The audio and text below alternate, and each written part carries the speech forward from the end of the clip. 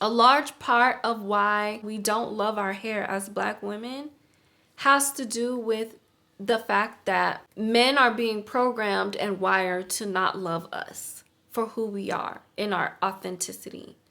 They're being programmed to belittle us and shame us if we don't fit the status quo of what is going to make him look good. I think it's time that we start bringing more awareness to how that has largely shaped a lot of women's decisions around how they wear their hair. So if all the Black women, the Afro-Indigenous women who wear weave, who get their bodies done, do all of these extra things that take us out of our natural, healthy, authentic self, and we see those women get all the attention from the men, then naturally we're going to believe and think to ourselves, I have to look this way. I have to be this way, because if I don't look or be this way, I'm going to be undesirable. Men are not going to want me. I basically can't live a feminine life.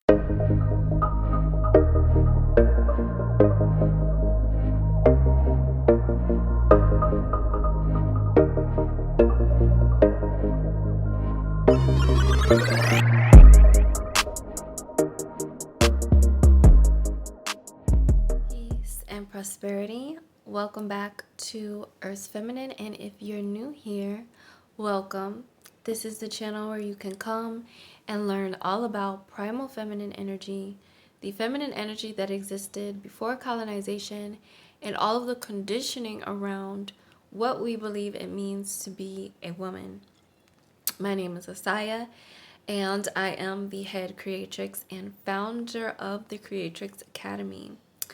The Creatrix Academy is an online platform where I host classes, programs, courses, everything that you need to learn all about what I have coined as the mystical art of feminine energy. If you would like to learn more about the Creatrix Academy, make sure you enroll into my upcoming Mistress class called I Am Earth. This Mistress class is going to be all about cleansing and purging ourselves from any remnants of internalized misogyny that may be holding us back from realizing our fullest potential here as women on this planet. If you would like to learn more about this Mistress class, make sure you click the link down below so you can snag your spot before the prices go up. In today's video, I am going to be asking you all the question of, do you love your hair? Specifically, the Black Afro-Indigenous woman. Do you really love your hair? I felt inspired to make this video because, number one, my previous hair video was like the best performing video on this channel.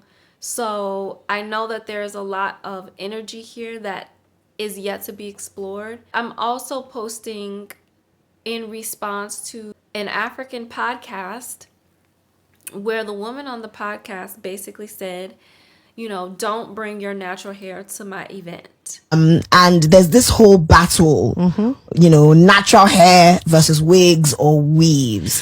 What's your take on it? Your natural hair is good for church programs.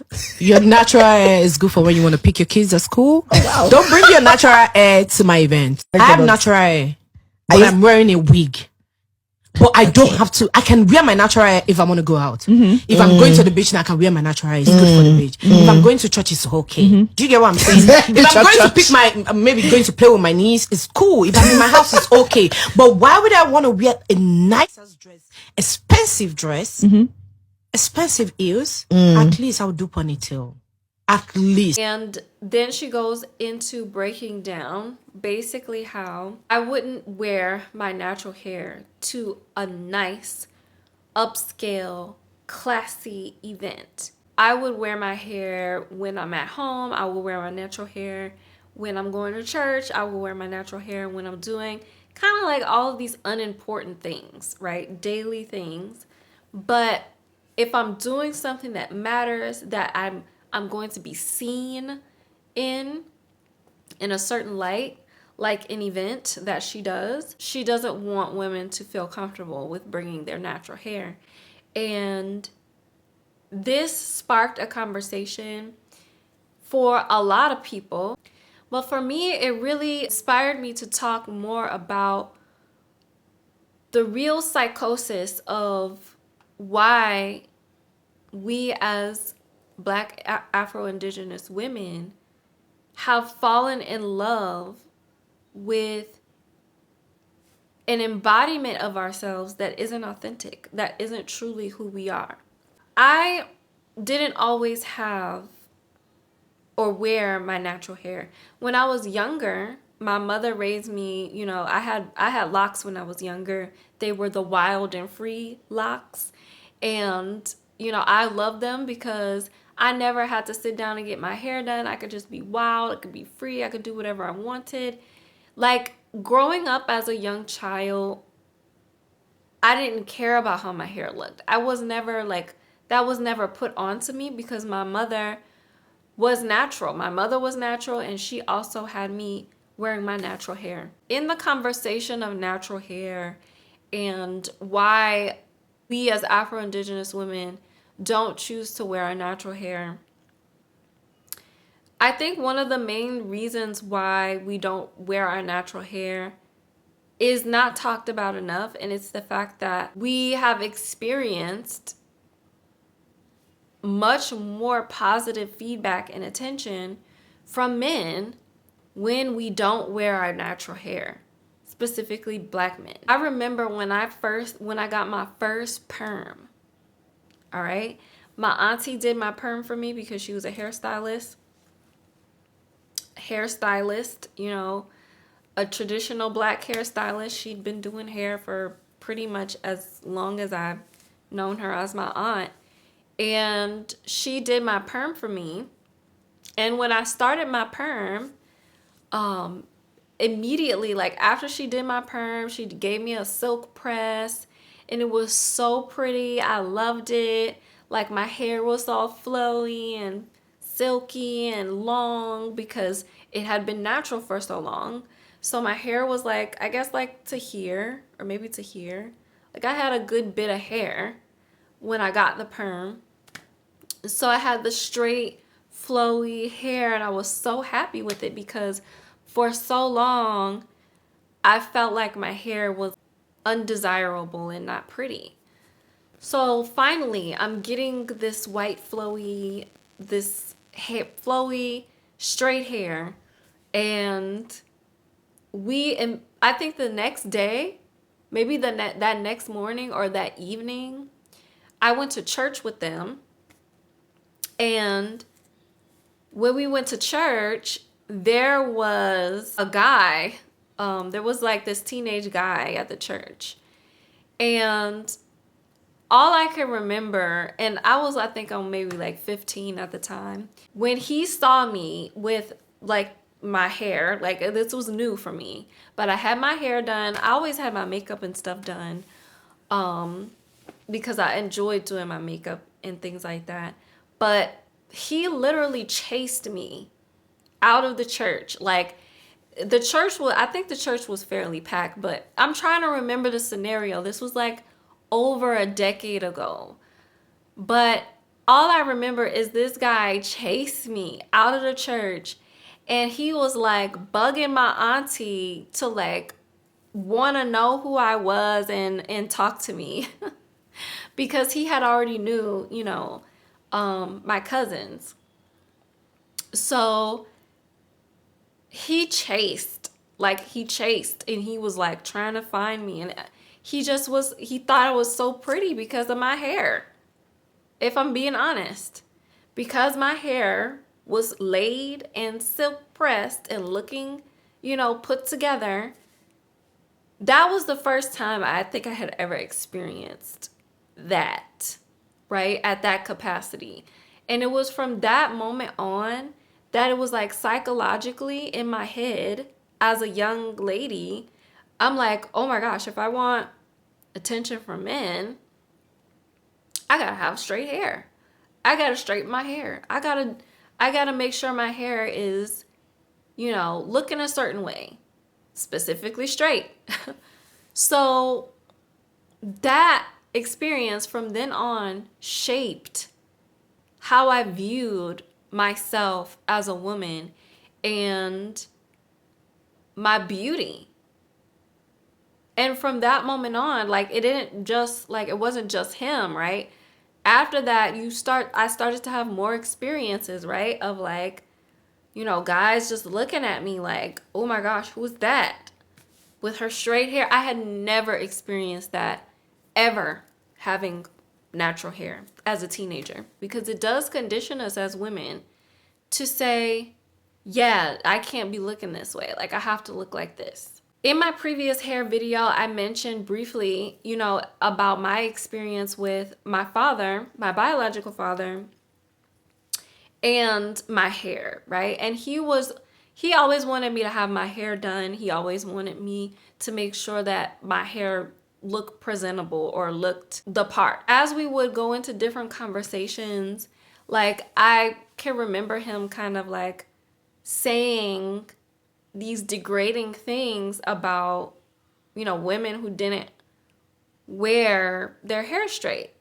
Like, oh, or women whose hair was thicker than my hair, because my hair isn't, the 4C, whatever it is, categories of hair that they have. But it's not like super up there, okay? If I was to shave my head and grow my hair out, I would have curly hair. As you can see, like, can kind of see it, but my hair will be curly because that's how my hair grows out. So my dad had this kind of bias around hair textures, I guess texturism. And I would notice that, he would say certain things about the nappy-headed women and be more drawn to or say better things about women who had their hair kept or had a better texture of hair. Definitely saw this growing up with colorism, right? Because in the Black community, the men would tend to like the lighter skinned women more than they would like the darker skinned women. And 9 times out of 10, the lighter skinned women are also the women who have the looser, less coily, less curly hair. I'm bringing all of this up to say a huge chunk of our value that we attribute to ourselves and our hair as Afro-Indigenous women comes from the way that men respond to us when we wear certain types of hair, right? When we wear our hair in a certain way. And a lot of that validation that we have been so used to receiving when we wear our hair straight, right? And mind you, I'm not saying that this is normal. This is not normal, okay? Men that behave this way are ingrained with not only, misogynistic beliefs, but racist beliefs against their own people, right? About what is attractive, what is not attractive, what is beautiful, what's not beautiful. Men are conditioned just as much, if not more, around what's beautiful in a woman and what they should be attracted to, right? A lot of men are being programmed to be attracted to certain looks, a certain way that Black women specifically look. So if all the Black women, the Afro-Indigenous women who wear weave, who get their bodies done, do all of these extra things that take us out of our natural, healthy, authentic self, and we see those women who wear the weave, who get their body done, who do all these things, get all the attention from the men, then naturally we're going to believe and think to ourselves, I have to look this way. I have to be this way, because if I don't look or be this way, I'm going to be undesirable. Men are not going to want me. And I basically can't live a feminine life if I don't alter myself. There is a lot of responsibility that we need to take as women for loving ourselves, honoring the way that we see ourselves. But we also need to take into account that our beauty that comes from our hair, nails, our skin, our external beauty, and the way that we honor that is largely attributed to the way that the men around us perceive us. Let's not act like we don't get, as a young girl, validation, our feelings of worthiness and validation from our fathers.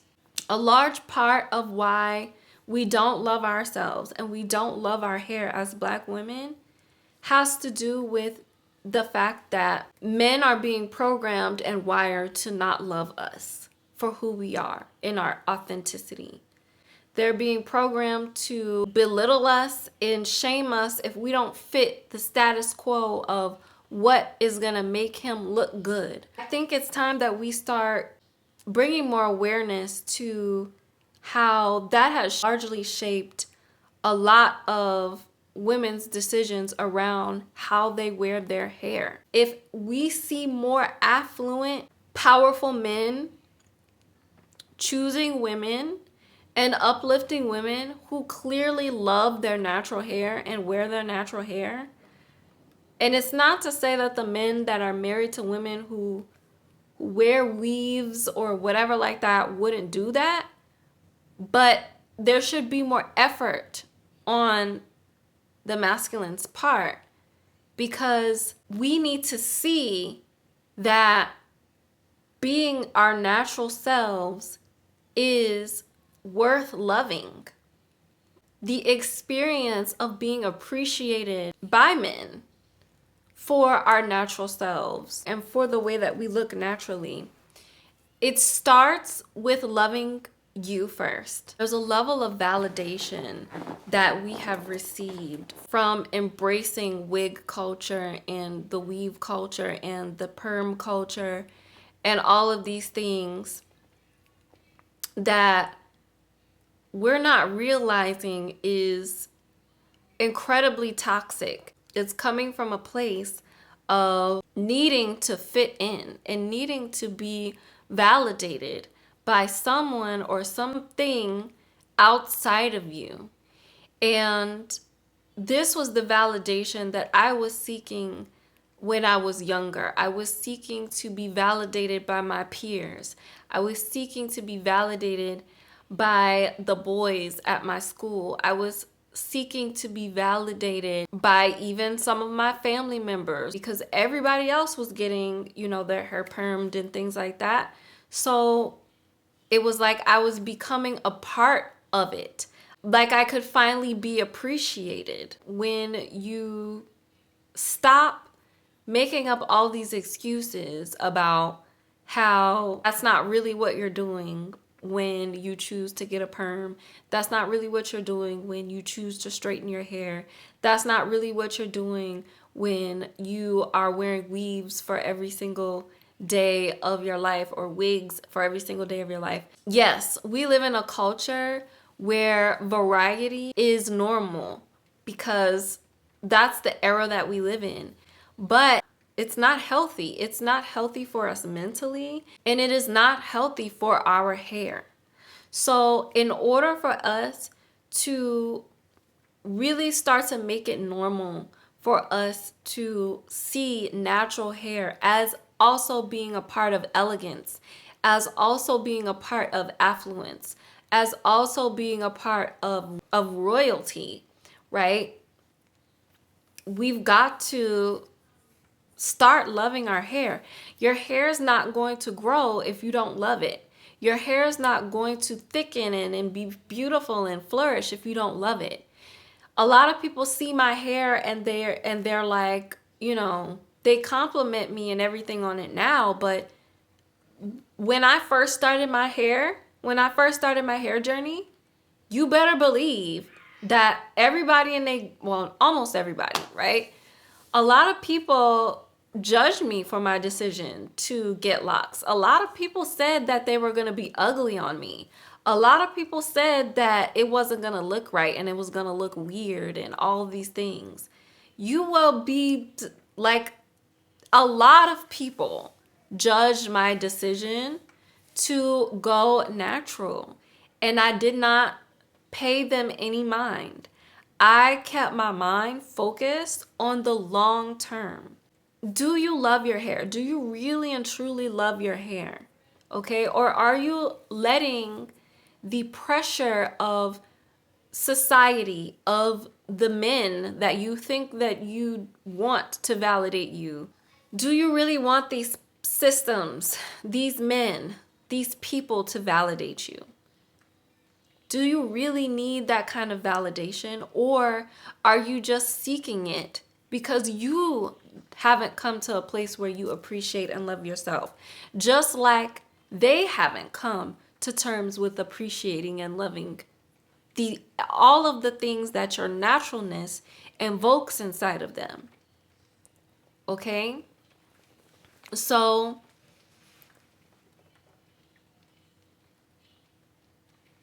loving your hair starts with recognizing where you need or are seeking validation and approval from your outside world and your society to be beautiful.